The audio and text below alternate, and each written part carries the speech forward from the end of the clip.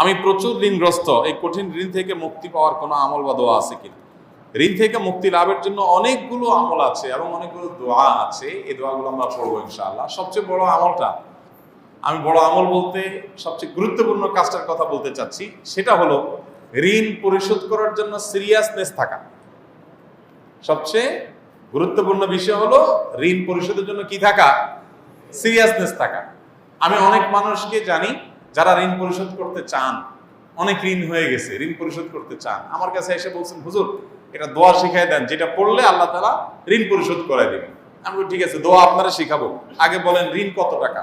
তো ধরেন বললো যে আমার এত লাখ টাকা ঋণ, আপনার ঋণ পরিশোধ করার কোনো ব্যবস্থা নাই? না হুজুর, কোনো ব্যবস্থা নেই। কোনো টাকা পয়সা নেই? না, কোনো টাকা পয়সা নেই। জমি জমা কি পরিমাণ আছে? এই 2-4-5 বিঘা জমি আছে। তো জমি বিক্রি করে ঋণ পরিশোধ করতেছেন না কেন? এটা কোনো কথা হুজুর, জমি বিক্রি করে ঋণ শোধ করবো? অনেকে আছে ব্যবসার টাকা আছে, না ভাই পকেটেরটা দিয়ে ঋণ শোধ করবো না। আপনি দোয়া শিখাই দেন, দোয়া দিয়ে কাটাকাটি হয়ে যায়, আমারটা আমার কাছে থাকো। আমার কথা বুঝেন নাই? এইরকম বহু লোক আমি পাইছি যে এই টাইপের। আমি বলছি ভাই, আপনার সাধ্যে আছে, ঋণ পরিশোধ করার অ্যাবিলিটি আছে, ওইটা আপনি ব্যবহার করেন, পাশাপাশি আল্লাহর কাছে দোয়া করেন। আপনার হয়তো পুঁজি থেকে যাবে। অনেক লোক আছে ব্যবসা বাণিজ্য করে, ব্যবসার টাকা ক্যাশের টাকা দিয়ে দেনা দিব না ভাই, দেনাটা ফাও টাকা দিয়া, উৎমা টাকা দিয়া, অতিরিক্ত টাকা দিয়ে দিব, আর এটা আমি মূলধনে হাত দিব না। তো এইটা কখনো প্রকৃত অর্থে ঋণ পরিশোধ করার শুদ্ধ চিন্তা হতে পারে না। মনে রাখতে হবে, আমি নিজে আমার ঋণ পরিশোধ করাটাকে যদি ফরজ মনে করে দেয়, এটা ফরজ, এই ফরজ যদি মনে হয় আমার এবং যদি বিশ্বাস থাকে এটা, তাহলে আমার যদি ভিটাও বিক্রি করা লাগে, তারপরও আমাকে ভিটা বিক্রি করে হলেও ঋণ পরিশোধ করতে হবে। আপনারা অনেকে মাসআলা জানেন, মানুষের মৃত্যুর পর তার যা রেখে যাওয়া সম্পদ, ঘর বাড়ি জমি জমা ভিটা মাটি ব্যাংক ব্যালেন্স, এগুলো দিয়ে সর্বপ্রথম কোন কাজটা করতে হয়? ঋণ পরিশোধ করতে হয়। তাহলে শরীয়ত কি গুরুত্ব দিয়েছে? আপনি জীবদ্দশায় করবেন না, আপনার মৃত্যুর পরে শরীয়ত বলছে আপনার সন্তানদের পরে ভাগযোগ, তারা থাকলে পাবে, না থাকলে নাই। আগে কি হবে? আগে ঋণ পরিশোধ হবে, দাফন কাফনের খরচ দেয়া হবে, ওসিয়ত করলে 1/3 পর্যন্ত কার্যকর হবে, টোটাল না। আপনি ওসিয়ত করে গেছেন আমার মৃত্যুর পর আপনি আমার টাকা দিয়ে একটা মসজিদ বানাই দিও, জি না, আপনি বললেই হবে না।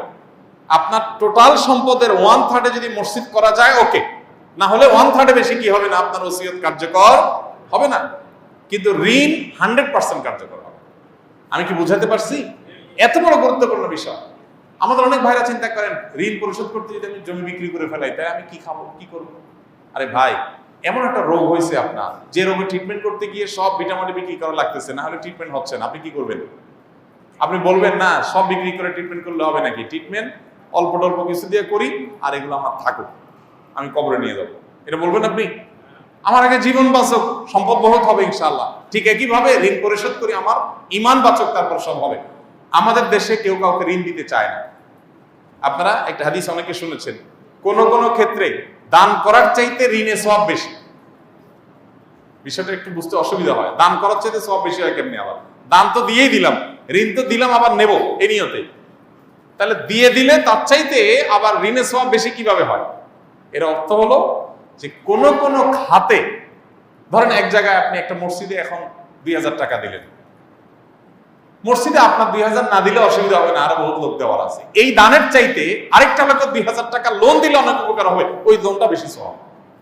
কথা কি বুঝাতে পারছি? কয়েক গুণ বেশি সওয়াব হাদিসে আসছে। এই জন্য ঋণ পরিশোধ করার প্রবণতা, ঋণ পরিশোধ না করার প্রবণতা আমাদের সমাজে ব্যাপক আকারে হওয়ার কারণে ঋণ দেওয়ার ইবাদতটা হারায় গেছে সমাজ থেকে। এই জন্য সবাই ঋণ পরিশোধ করার ক্ষেত্রে দায়িত্বশীল হবো তো ইনশাআল্লাহ।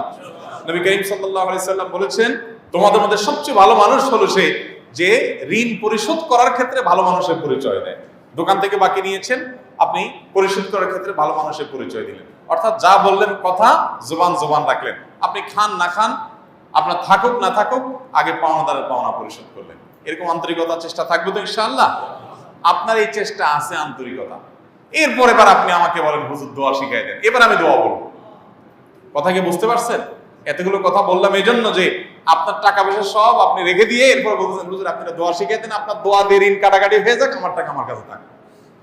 এই 2 নম্বরই করা যাবে? আল্লাহুম্মা আকফিনি বিহালালিকা আন হারামিক ওয়া আগনিনি বিফাদলিকা আম্মান সিওয়াক। আল্লাহ, আমার জন্য যেন হালালি যথেষ্ট হয়, হারাম যেন প্রয়োজন না হয়, আপনি ছাড়া কারো যেন মুখাপেক্ষি হওয়া না লাগে, আপনি আমাকে সেই তৌফিক দান করুন। এই দোয়া পড়বেন, আল্লাহুম্মা আকফিনি বিহালালিকা আন হারামিক ওয়া আগনিনি বিফাদলিকা আম্মান সিওয়াক।